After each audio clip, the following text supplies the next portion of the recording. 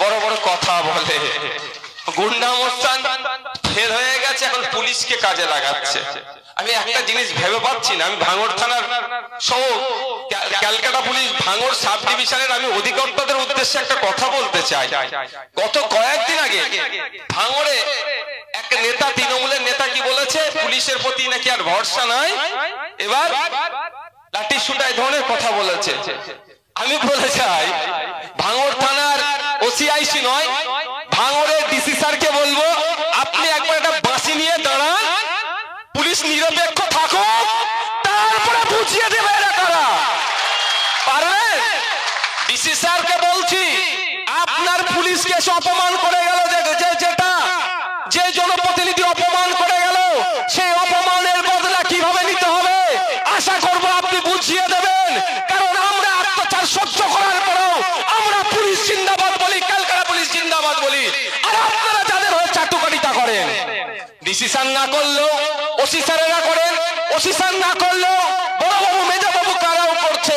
কারণ আমরা দেখলাম লোকসভা নির্বাচনের সময় এই ছাগলগাছিতে আমার মায়ের মাথা ফাটালো, আমার বোনের যারা মাথা ফাটালো, তাদের বিরুদ্ধে ব্যবস্থা নিলেন না।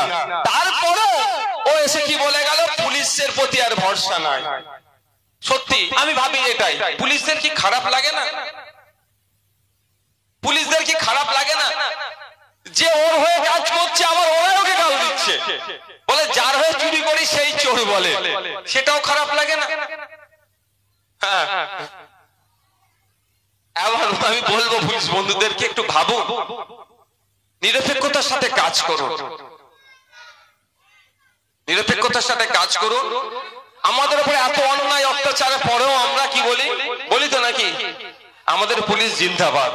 আমরা সমগ্র পুলিশকে কোনোদিন মুর্দাবাদ বলিনি, বরঞ্চ যারা পুলিশের সেজে অন্যায় করছে তাদেরকে আমরা ঘৃণা করি, তাদের বিরুদ্ধে আইনত ব্যবস্থা নিই। কিন্তু পুলিশকে আমরা জিন্দাবাদ বললি, আগামী দিনই বলবো, কারণ ওরা আমাদের বাইরে নয়, আমাদের পরিবারের তারা একজন গুরুত্বপূর্ণ সদস্য। আমরা শুনতে চান মহাত্মা গান্ধী একটা বাণী আছে, মহাত্মা গান্ধী বলছেন, বল প্রয়োগ করে বা ভয় দেখিয়ে নেতা হওয়া যায় না। বুঝতে পারছেন? বল প্রয়োগ বা ভয় দেখিয়ে নেতা হওয়া যায় না। জননেতা হতে গেলে মানুষের সাথে মিশতে হয়, তাদের একজন হয়ে উঠতে হয়। অনেকে ভাবতে পারে তো এই বাণীটা শুনে, তো ভয় দেখাচ্ছিল তো কি করছে, ডেকে ডেকে বলছে আইএসএফ থেকে ছেড়ে দে, তৃণমূলে চলে আয়, নালে মিথ্যা মামলা দেব। তাহলে নেতা হতে গেলে কি করতে হবে? আসতে হবে, বুঝতে হবে, উঠতে হবে, আইএসএফ এর পার্টি অফিসে আসতে হবে, কথা বলতে হবে। ভোটের সময় আমি চলে গিয়েছিলাম তৃণমূল পার্টি অফিসে, আমি পার্টি অফিসের ভেদাভেদ মানি না, কারণ ওরাও যারা পার্টি অফিস করেছে আমি ভেবে ভাবি জনসাধারণের উপকারের জন্য, আইএসএফ এর পার্টি অফিসটাও জনসাধারণের উপকারের জন্য, তাদের কাছে চলে গিয়েছিলাম। সৎ সাহস আছে আসতে গেলে, শুধু মানে সাহসে, ওই সাহসের কথা বলছি না, মুখটাও তো পরিষ্কার রাখতে হবে। মুখে দুর্গন্ধ নিয়ে আসলে তো এই পার্টি অফিসে অ্যাক্সেস হবে না। ব্যাপারটা হচ্ছে এটাই। গতকালকে তিলোত্তমাকে নিয়ে একটা নাগরিক মিছিল হয়েছে কলকাতায়, ওখানে আমার উপস্থিতি দেখেছিলেন তো? কেন এরাও তো বলছিল, এরাও বলছে তিলোত্তমার বিচার চাই, কেন তারা পৌঁছাতে পারলো না? কেন পৌঁছাতে? এইটাই হচ্ছে সৎ সাহসের ব্যাপার। তার মন মানসিকতায় কি আছে সেটা দেখতে হবে, তার ভিতরে কি চলছে, ভিতরে যেটা চলছে তাকে বাধা দিচ্ছে, আর আমাদের প্রকাশ্য যেটা আছে ভিতরেও সেটা আছে। আমরা বিচার চাইছি, রাজনৈতিক ঝান্ডা ধরেও বিচার চাইবো, সামাজিক ঝান্ডা ধরেও বিচার চাইবো, যেখানেই ডাকবে বিচারের জন্য সেখানেই আমরা ছুটে যাব। আর ওরা রাজনৈতিক ঝান্ডা ধরে বিচার চাইলো, ভিতরে ওরা কি চাইছে যে না, বিচার যদি হয়ে যায় ওদের দলের অনেক দামাল ছেলেগুলো কি হবে, অ্যারেস্ট হয়ে যেতে পারে। দেখাবি আর এই বক্তব্য দীর্ঘায়িত করব না, আমি আচ্ছা এটা করে আমি বক্তব্য দীর্ঘায়িত করব না, শুধু আমি এতটুকু আপনাদের বলতে চাই, এই আস্তে বাবু, বাবু একটু আস্তে, আমি এতটুকু বলতে চাই, সেই সাপ হয়ে কামড়ানো, ওজা হয়ে ঝাড়া, এই গল্পটা আপনারা শুনেছেন তো?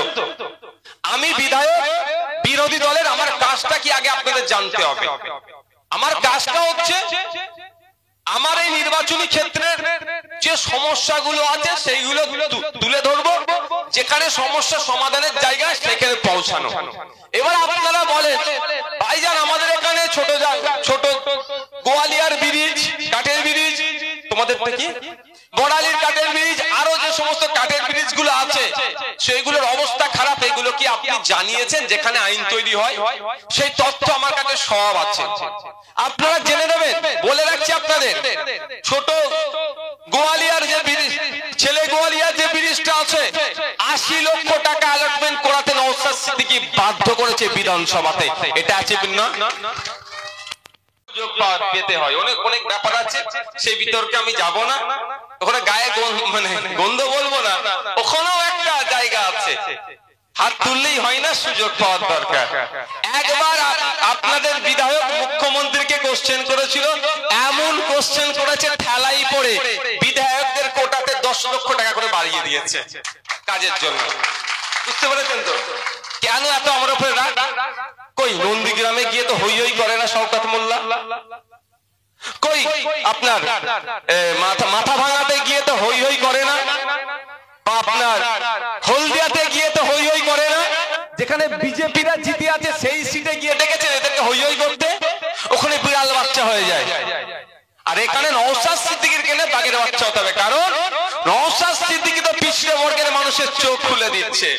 নওশাদ সিদ্দিকী যে প্রশ্ন করছে এর উত্তর মিনিস্টাররা সহজে দিতে পারছে না।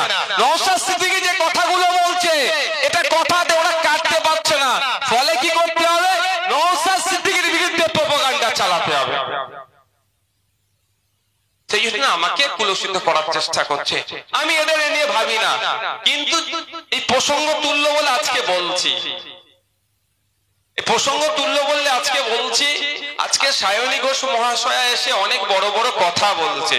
আমি সায়নী ঘোষ মহাশয়াকে বলবো, আপনি তো ভাঙড়ের ভোট তো নেননি, জোর করে ভাঙড়ের গণনা কেন্দ্রে লুটে নিয়েছেন।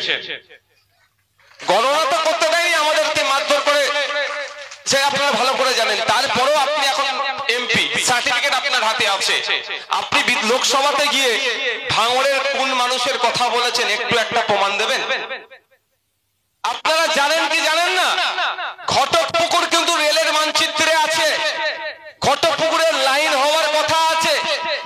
সায়নী ঘোষের মনে এটা জানা নাই, তাই আজকে সায়নী ঘোষকে আমি এখান থেকে বলতে চাই, আপনি এরপরে পার্লামেন্টে গিয়ে যে স্পিচ দেবেন, স্পিকার স্যারকে স্পিকার স্যারের মাধ্যমে দেশের রেলমন্ত্রীকে বলবেন, ঘটকপুকুরের উপর দিয়ে যে রেল লাইন হওয়ার কথা ছিল যত দ্রুত সম্ভব ওই রেল লাইনটা করতে হবে, তাহলে জানবো আপনি ভাঙড়ের মানুষের কথা ভাবে। খোঁজ নিয়ে দেখুন, উনি জানতেনই না। জানবে কি করে? জানবে কি করে?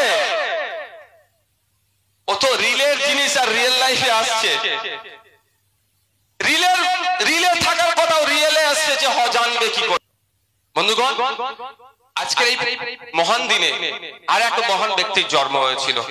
আমরা জয় জওয়ান জয় কিষানের স্লোগান শুনেছিলাম না? 1965 সালে এই স্লোগান ব্যাপকভাবে প্রচারিত হয়েছিল। সেই সময় যুদ্ধের সময় সেই স্লোগানের স্রষ্টা লাল বাহাদুর শাস্ত্রী জি, যিনি ভারতবর্ষের দ্বিতীয় প্রধানমন্ত্রী, তারও আজকে জন্মদিন। আমরা এই মঞ্চ থেকে তাকে স্মরণ করি। আর আপনার অহিংসার প্রতীক স্বাধীনতা সংগ্রামী গান্ধীজিকেও আমরা এখান থেকে স্মরণ করছি।